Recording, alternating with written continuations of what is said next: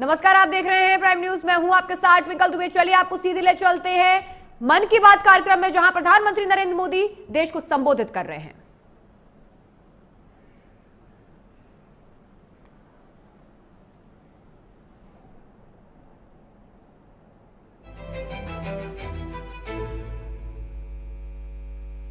मेरे प्यारे देशवासियों, नमस्कार। मन की बात में एक बार फिर आप सभी का स्वागत है। मार्च का ये महीना वैश्विक स्तर पर बहुत ही हलचल भरा रहा है। हम सबको याद है कि पूरा विश्व भूतकाल में कोविड के कारण एक लंबे समय तक अनेक समस्याओं से गुजरा था। हम सभी की अपेक्षा थी कि कोरोना के संकट से निकलने के बाद दुनिया नए सिरे से प्रगति की राह पर आगे बढ़ेगी, लेकिन दुनिया के अलग अलग क्षेत्रों में लगातार युद्ध और संघर्ष की परिस्थितियां बनती चली गई। वर्तमान में हमारे पड़ोस में एक माह से भीषण युद्ध चल रहा है। हमारे लाखों परिवारों के सगे संबंधी इन देशों में रहते हैं, खासतौर पर खाड़ी देशों में काम करते हैं। मैं गल्फ कंट्रीज का बहुत आभारी हूं। वे ऐसे 1 करोड़ से ज्यादा भारतीयों को वहां पर हर प्रकार की मदद दे रहे हैं। साथियों, जिस क्षेत्र में अभी युद्ध चल रहा है वह क्षेत्र हमारी ऊर्जा आवश्यकताओं का बड़ा केंद्र है। इसकी वजह से दुनिया भर में पेट्रोल और डीजल को लेकर संकट की स्थिति बनती जा रही है। हमारे वैश्विक संबंध, अलग अलग देशों से मिल रहा सहयोग और पिछले 1 दशक में देश का जो सामर्थ्य बना है, इनकी वजह से भारत इन परिस्थितियों का डटकर मुकाबला कर रहा है। साथियों, निश्चित तौर पर यह चुनौतीपूर्ण समय है। मैं आज मन की बात के माध्यम से सभी देशवासियों से फिर यह आग्रह करूंगा कि हमें एकजुट होकर इस चुनौती से बाहर निकलना है। जो लोग इस विषय पर भी राजनीति कर रहे हैं, उन्हें राजनीति नहीं करनी चाहिए। यह देश के 140 करोड़ देशवासियों के हित से जुड़ा विषय है। इसमें स्वार्थ भरी राजनीति का कोई स्थान नहीं है। ऐसे में जो भी लोग अफवाह फैला रहे हैं, वे देश का बहुत बड़ा नुकसान कर रहे हैं। मैं सभी देशवासियों से अपील भी करूंगा कि वो जागरूक रहे, अफवाहों के बहकावे में न आए। सरकार की तरफ से जो आपको निरंतर जानकारी दी जा रही है, उस पर भरोसा करें और उसी पर विश्वास करके कोई कदम उठाएं। मुझे हर बार की तरह इस बार भी विश्वास है कि जैसे हमने देश के 140 करोड़ देशवासियों के सामर्थ्य से पुराने संकटों को हराया था, इस बार भी हम सब मिलकर के इस कठिन हालत से बहुत ही अच्छी तरह बाहर निकल जाएंगे। मेरे प्यारे देशवासियों, भारत की ताकत यहाँ के कोटि कोटि लोगों में निहित है। आज मन की बात में एक ऐसे प्रयास के बारे में बताना चाहता हूं जो देशवासियों की जन भागीदारी की भावना को दर्शाता है। ये प्रयास है ज्ञान भारतम सर्वे, जिसका संबंध हमारी महान संस्कृति और समृद्ध विरासत से है। इसका उद्देश्य देश भर में मौजूद मैन्युस्क्रिप्ट्स यानी पांडुलिपियों के बारे में जानकारी जमा करना है। इस सर्वे से जुड़ने का एक माध्यम ज्ञान भारतम ऐप है। आपके पास अगर कोई मैन्युस्क्रिप्ट है, पांडुलिपि है या उसके बारे में जानकारी है, तो उसकी फोटो ज्ञान भारतम ऐप पर जरूर साझा करें। हर एंट्री से जुड़ी जानकारी को दर्ज करने से पहले उसकी पुष्टि भी की जा रही है। मुझे इस बात की खुशी है कि अब तक हजारों मैन्युस्क्रिप्ट्स, पांडुलिपि लोगों ने शेयर की है।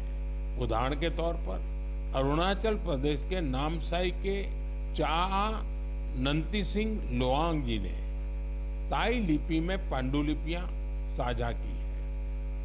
अमृतसर के भाई अमित सिंह राणा ने गुरुमुखी लिपि में पांडुलिपि शेयर की है। यह हमारी महान सिख परंपरा और पंजाबी भाषा से जुड़ी लिपि है।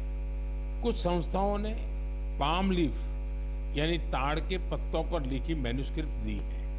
राजस्थान के अभय जैन ग्रंथालय ने कॉपर प्लेट पर लिखी बहुत पुरानी पांडुलिपियां शेयर की है।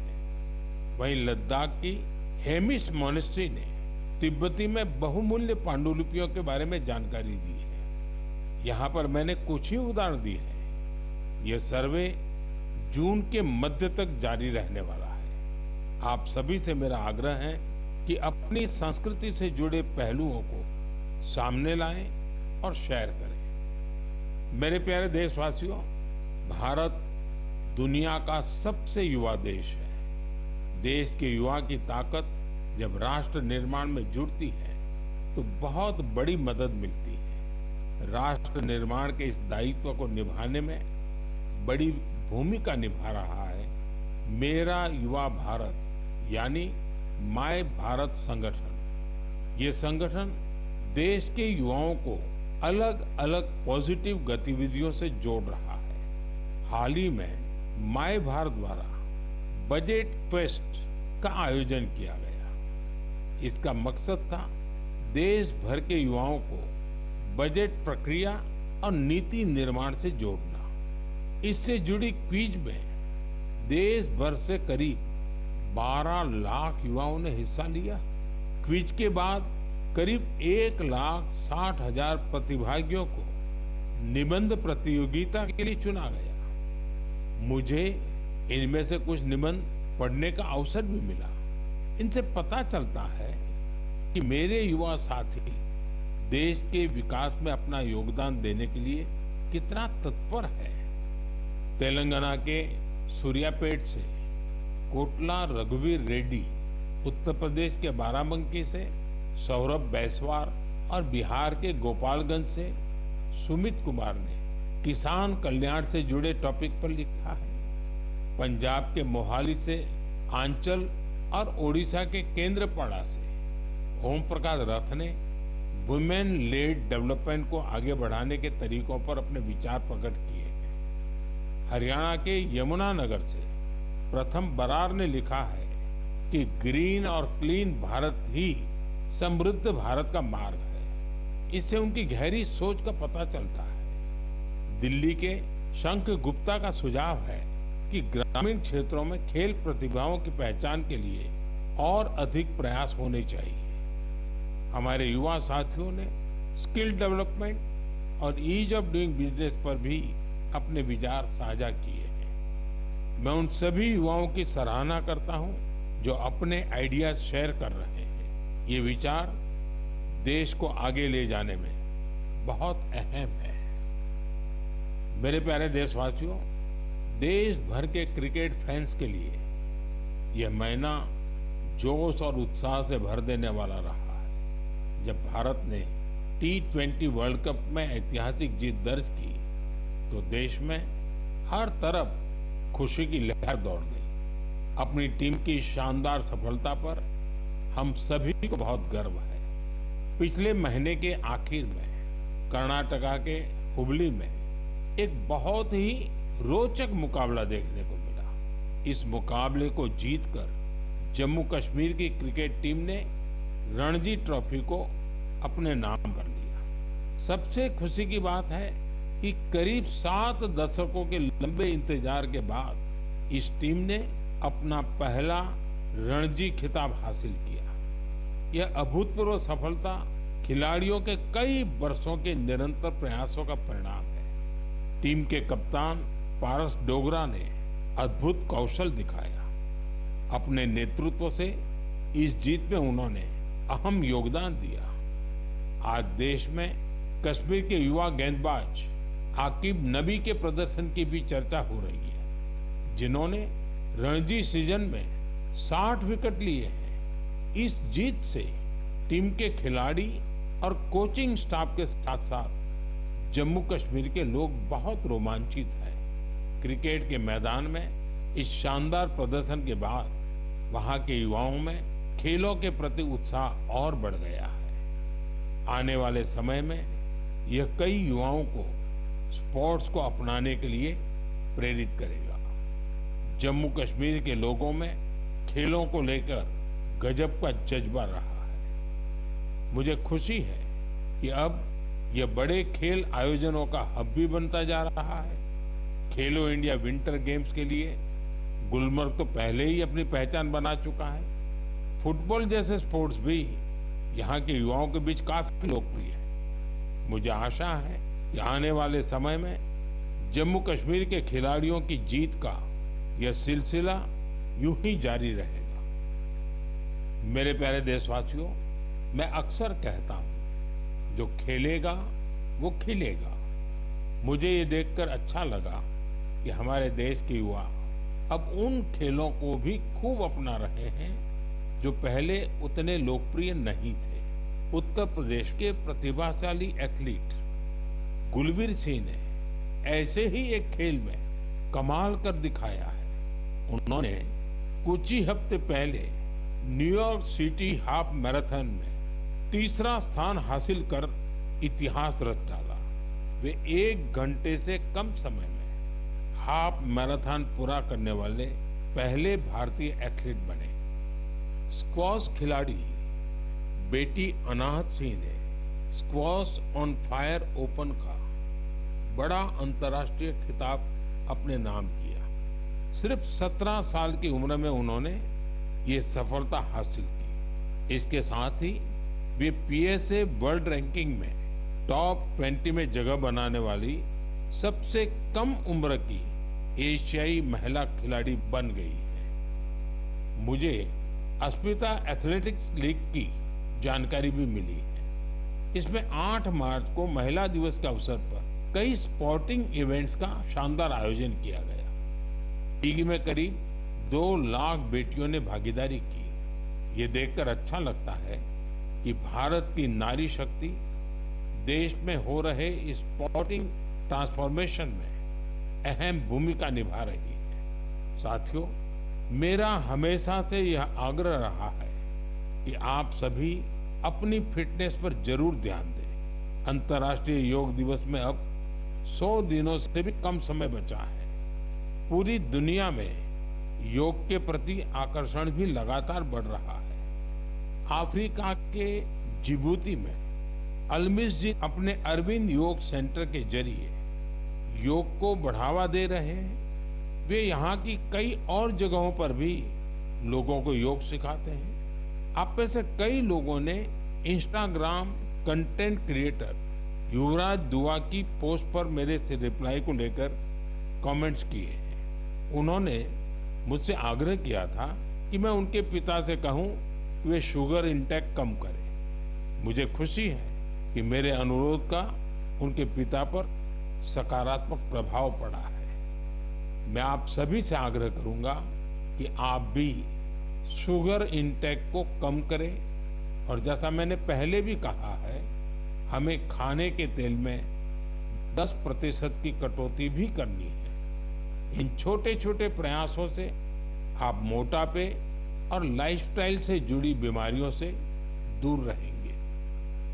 मेरे प्यारे देशवासियों, एक पुरानी कहावत है, करत करत अभ्यास के जड़ मत होत सुजान। यानी जब हम निरंतर अभ्यास करते हैं तो उतनी ही ज्यादा बुद्धिमत्ता हासिल करते जाते हैं। लोग भी सबसे बेहतर तब सीखते हैं जब उनकी सक्रिय भागीदारी होती है। मुझे बेंगलुरु में शिक्षा से जुड़े एक यूनिक प्रयास के बारे में जानकारी मिली है। यहाँ एक टीम प्रयोग इंस्टीट्यूट ऑफ एजुकेशन रिसर्च चला रही है। इस टीम का रिसर्च प्रोजेक्ट पर विशेष फोकस है।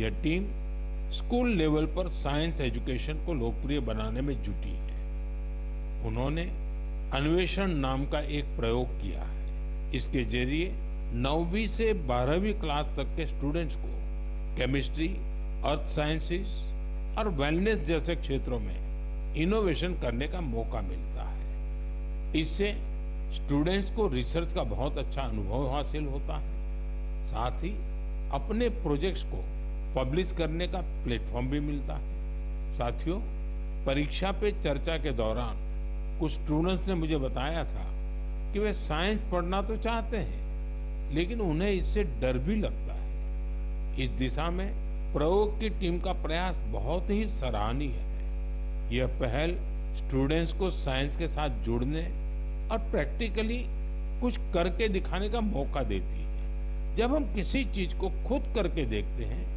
तो जिज्ञासा और रुचि पैदा होती है। कौन जानता है कि मेरे युवा साथियों में ही कोई आने वाले समय का बेहतरीन साइंटिस्ट हो। साथियों, शिक्षा के माध्यम से अतीत को संरक्षित करने और भविष्य को तैयार करने का एक प्रयास नागा समुदाय भी कर रहा है। इस समुदाय के लोग अपनी आदिवासी परंपराओं का बहुत सम्मान करते हैं। वो इस पर गर्व तो करते ही हैं, साथ ही अपनी अप्रोच को आधुनिक भी रखते हैं। नागा ट्राइब्स में मोरुंग लर्निंग की एक पारंपरिक व्यवस्था थी। इसमें बुजुर्ग लोग अपने अनुभवों से युवाओं को पारंपरिक ज्ञान, इतिहास और लाइफ स्किल्स के बारे में बताते थे।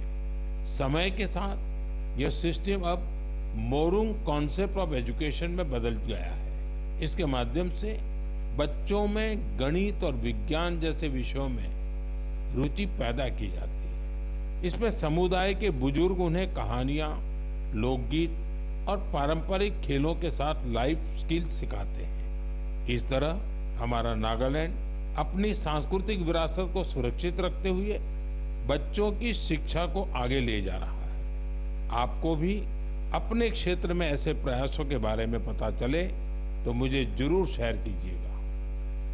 मेरे प्यारे देशवासियों, देश के कई हिस्सों में गर्मियों की शुरुआत हो चुकी है, यानी ये समय जल संरक्षण के अपने संकल्प को फिर से दोहराने का है। पिछले 11 वर्षों में जल संचय अभियान ने लोगों को बहुत जागरूक बनाया है। इस अभियान के तहत देश भर में करीब 50 lakh artificial water harvesting structure बनाए गए हैं। मुझे ये देखकर अच्छा लगता है कि अब जल संकट से निपटने के लिए गांव-गांव में सामुदायिक स्तर पर प्रयास होने लगे हैं। कहीं पुराने तालाबों की सफाई हो रही है, कहीं बरसात के जल को सहेजने के लिए प्रयास किया जा रहा है। अमृत सरोवर अभियान के तहत भी देश भर में करीब 70,000 अमृत सरोवर बनाए गए हैं।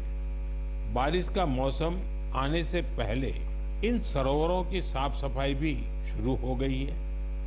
आज मैं आपसे कुछ प्रेरक उदाहरण भी साझा करना चाहता हूँ। ये उदाहरण बताते हैं कि जन भागीदारी से जल संरक्षण का काम कितना व्यापक हो जाता है। साथियों, त्रिपुरा की जम्पुई पहाड़ियों में बसा वागमुन गांव 3000 फीट की ऊंचाई पर बसा है। ये गांव पानी के गंभीर संकट का सामना कर रहा था। गर्मियों के दिनों में गांव के लोग पानी के लिए लंबी दूरी तय करते थे। आखिरकार गांव के लोगों ने बारिश की हर बूंद को सहेजने का निर्णय किया। आज वागमुन गांव के लगभग हर घर में rooftop rain water harvesting system स्थापित हो गया है। जो गांव कभी पानी की कमी से जूझ रहा था, वो जल संरक्षण की एक प्रेरक मिसाल बन गया है। साथियों, इसी तरह छत्तीसगढ़ के कोरिया जिले में भी एक अनोखी पहल देखने को मिली। यहाँ के किसानों ने एक सरल लेकिन प्रभावशाली आइडिया पर काम किया। यहाँ के किसानों ने अपने खेतों में छोटे छोटे रिचार्ज तालाब और सोखता गड्ढे बनाए, जिससे बारिश का पानी खेतों में ही रुकने लगा और धीरे धीरे वह जमीन के अंदर जाने लगा। आज इस क्षेत्र के 1200 से अधिक किसान इस मॉडल को अपना चुके हैं और गांव का ग्राउंड वाटर लेवल बहुत बेहतर हो गया है। इसी तरह तेलंगाना के मंचेरियाल जिले के मुदिगुंटा गांव में भी लोगों ने मिलकर पानी की समस्या दूर की है। गांव के 400 परिवारों ने अपने घरों में सॉकपिट बनाया और वाटर कंजर्वेशन का जन आंदोलन बना दिया। इससे गांव का ग्राउंड वाटर लेवल बेहतर हुआ है। साथ ही प्रदूषित पानी की वजह से होने वाली बीमारियां बहुत कम हो गई हैं। मेरे प्यारे देशवासियों, हमारे मछुआरे भाई बहन सिर्फ समुद्र के योद्धा नहीं है, बल्कि वे आत्मनिर्भर भारत के एक मजबूत नींव भी है। वे सुबह होने से पहले समंदर की लहरों से जूझते हुए अपने परिवार के साथ साथ देश की अर्थव्यवस्था को मजबूती देने में जुट जाते हैं। ऐसे मेहनतकश मछुआरों का जीवन आज कई तरह से आसान बनाया जा रहा है। चाहे बंदरगाहों का विकास हो या मछुआरों के लिए बीमा, ऐसी कई पहल उनके बहुत काम आ रही है। हम जानते हैं कि समंदर में उनकी गतिविधियों को मौसम का रुख बहुत प्रभावित करता है। इसे देखते हुए टेक्नोलॉजी के जरिए भी उनकी पूरी मदद की जा रही है। मुझे बेहद खुशी है कि ऐसे प्रयासों से हमारा फिशरीज सेक्टर न केवल समृद्ध हो रहा है, बल्कि कुछ नया करने का जज्बा भी भर रहा है।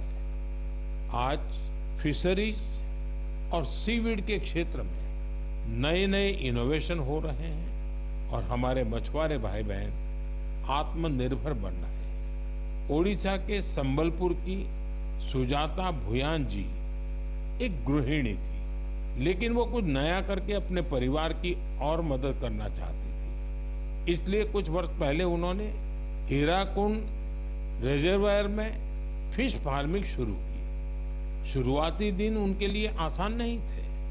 मौसम में होने वाले बदलाव, मछलियों के खाने का प्रबंध और घर की जिम्मेदारियों के साथ संतुलन बनाने में जैसी कई चुनौतियां थी, लेकिन उनका हौसला अडिग था। केवल 2-3 वर्ष के भीतर उन्होंने अपने प्रयास को एक फलते फूलते बिजनेस में बदल दिया। आज उनकी सफलता समुदाय की महिलाओं के लिए उम्मीद की नई किरण बन गई। साथियों, लक्षद्वीप में मिनी कॉय की हावा गुलजार जी की कहानी हमारी माताओं बहनों की अद्भुत संकल्प शक्ति को सामने लाती है। दरअसल वे एक फिश प्रोसेसिंग यूनिट चलाती थी, लेकिन उन्हें लगा कि उनके पास एक अच्छा कोल्ड स्टोरेज हो तो वे और बेहतर कर सकती है। इसलिए उन्होंने कोल्ड स्टोरेज यूनिट लगाने का फैसला किया। आज यही उनकी ताकत बन चुका है। अब वे बेहतर प्लानिंग के साथ कारोबार कर पा रही है। साथियों, देश में आज हर तरफ ऐसे प्रयास हो रहे हैं जो प्रेरित करने वाले हैं। बेलगावी के शिवलिंग सतप्पा हुद्दार ने पारंपरिक खेती से अलग रास्ता चुना। इसके लिए उन्होंने एक पॉन्ड फार्म बनाया। इस कारोबार के लिए उन्हें ट्रेनिंग भी मिली। अब अपने पॉन्ड से मछलियों की बिक्री कर वे अच्छी कमाई कर रहे हैं। वहीं सीवीड की मांग को देखते हुए कई लोगों ने सीवीड कल्टीवेशन को भी अपनाया है। इसका उन्हें बड़ा लाभ भी हो रहा है। मैं एक बार फिर फिशरीज सेक्टर से जुड़े सभी लोगों की सराहना करता हूं। हमारी इकोनॉमी को सशक्त बनाने के लिए उनका प्रयास बेहद प्रशंसनीय है। मेरे प्यारे देशवासियों, जब समाज खुद आगे आता है तो छोटे छोटे प्रयास भी बड़े बदलाव की नींव बन जाते हैं। हमारे देश के अलग अलग हिस्सों में ऐसे कई उदाहरण सामने आ रहे हैं जो हमें यही सिखाते हैं। हाल ही में उत्तर प्रदेश के वाराणसी में एक प्रेरक प्रयास देखने को मिला। वहां एक ही घंटे में 2,51,000 से अधिक पौधे लगाए गए और एक नया गिनीज वर्ल्ड रिकॉर्ड बना। इस प्रयास की सबसे खास बात ये रही कि इसमें हजारों लोग एक साथ जुड़े। छात्र, जवान, स्वयंसेवी संगठन, अलग अलग संस्थाएं, सबने मिलकर इस काम को संभव बनाया।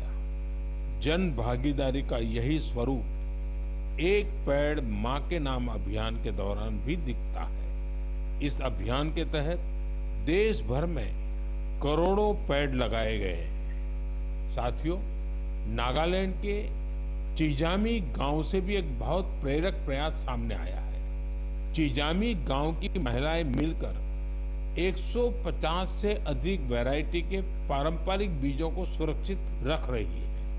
इन बीजों को एक कम्युनिटी सीड बैंक में संरक्षित किया जा रहा है, जिसे गांव की महिलाएं ही चलाती हैं। इनमें चावल, बाजरा, मक्का, दालें, सब्जियां और कई तरह की जड़ी बूटियां शामिल हैं। यह एक ऐसा प्रयास है जिसमें ज्ञान भी सुरक्षित है, परंपरा भी जीवित है और आने वाली पीढ़ियों के लिए एक मजबूत आधार भी तैयार हो रहा है।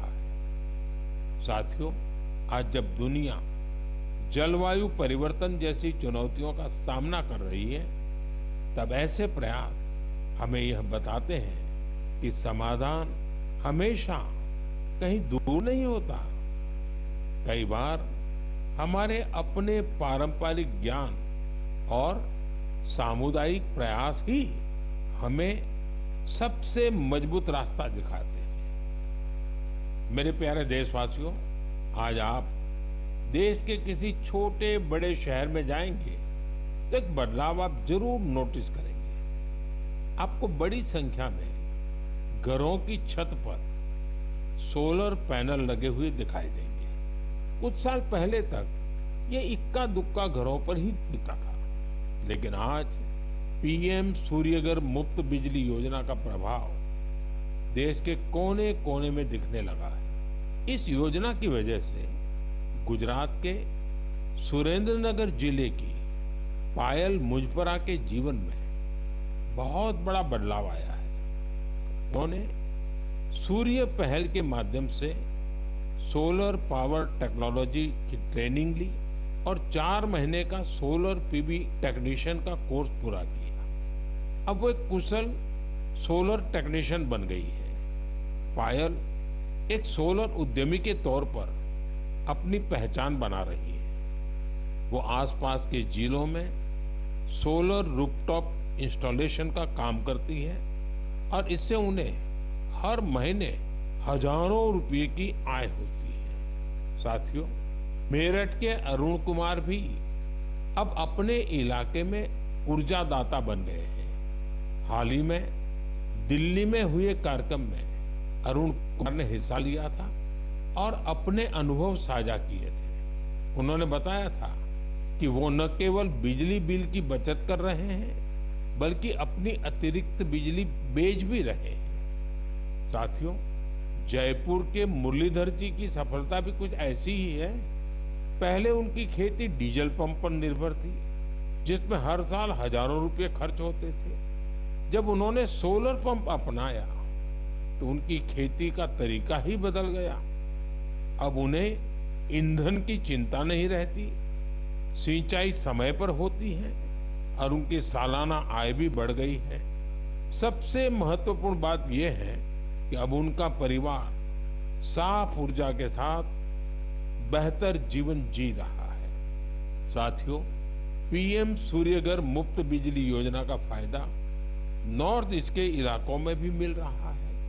त्रिपुरा में रियांग जनजाति के कई गांव ऐसे थे जहां बिजली की समस्या थी। अब सोलर मिनी ग्रिड के माध्यम से वहां के घरों में रोशनी रहती है। वहां बच्चे अब शाम के बाद भी पढ़ पा रहे हैं, लोग मोबाइल चार्ज कर पा रहे हैं और गांव का सामाजिक जीवन भी बदल गया है। साथियों, देश में सोलर ऊर्जा क्रांति के ऐसे न जाने कितने उदाहरण हैं।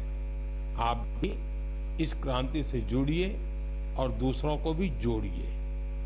मेरे प्यारे देशवासियों, मन की बात के लिए मुझे हर महीने देश के अलग अलग हिस्सों से ढेरों संदेश मिलते हैं। इन संदेशों से ये भी पता चलता है कि दूर दराज के क्षेत्रों में बैठे लोग कितने चाव से इस कार्यक्रम को सुनते हैं। जब मैं आपके सुझाव पढ़ता हूं तो मुझे लगता है कि ये सिर्फ एक कार्यक्रम नहीं है, ये हम सबका एक साझा संवाद बन गया है। आपके विचार, आपके अनुभव इस कार्यक्रम को लगातार बेहतर बनाने की प्रेरणा देते हैं। आप अपने आसपास की प्रेरक गाथाएं यूं ही साझा करते रहिए। हो सकता है आपकी एक छोटी सी कोशिश किसी और के जीवन में बड़ा बदलाव ले आए, किसी को आगे बढ़ने का नया हौसला दे दे। यही तो रेडियो की असली ताकत है। ये देश के अलग अलग कोने में बैठे लोगों का एक विचार, एक भावना और एक उद्देश्य से जोड़ देता है।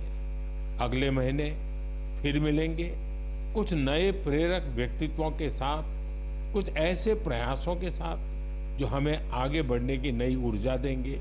तब तक आप अपना और अपने परिवार का ध्यान रखें। स्वस्थ रहें, खुश रहें। बहुत बहुत धन्यवाद।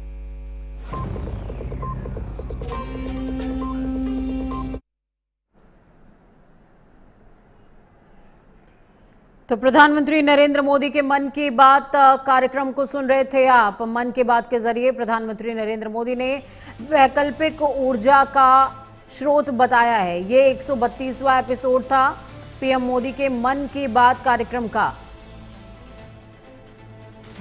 ये वो कार्यक्रम है जिसके जरिए प्रधानमंत्री सीधे देशवासियों के साथ में संवाद करते हैं। इसमें पश्चिम एशिया में जो तनाव की स्थितियां पैदा हुई हैं उसका भी जिक्र उन्होंने किया। संकट में राजनीति की कोई जगह नहीं है, इस बात का भी जिक्र प्रधानमंत्री ने किया है और कहा है कि अफवाह फैलाने वाले देश का नुकसान कर रहे हैं, इनसे आपको सावधान रहना चाहिए।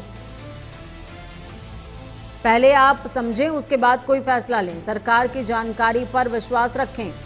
इस समय स्वार्थ की राजनीति ना करें तो ज्यादा बेहतर है।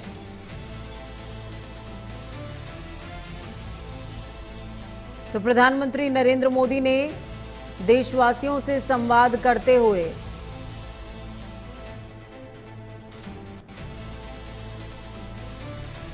मन की बात कार्यक्रम का 132वां एपिसोड पेश हुआ है, जिसमें वैकल्पिक ऊर्जा और मौजूदा संकट का भी जिक्र किया गया है। तो देखिए, वैकल्पिक ऊर्जा हम हमेशा से ही बेहतर कह सकते हैं कि विकल्प रहा है और सौर ऊर्जा हो गई, इलेक्ट्रॉनिक्स हो गई, ईवी व्हीकल्स हो गए, अगर आप इनका इस्तेमाल करते हैं और भी तरह की ऊर्जा है, अगर आप उनका इस्तेमाल अपनी दिनचर्या में करते हैं तो आप थोड़ा सा देश का सहयोग कर रहे होंगे और बेहतर भविष्य की तरफ कदम रख रहे होंगे। वक्त यहाँ पर छोटे से ब्रेक का है।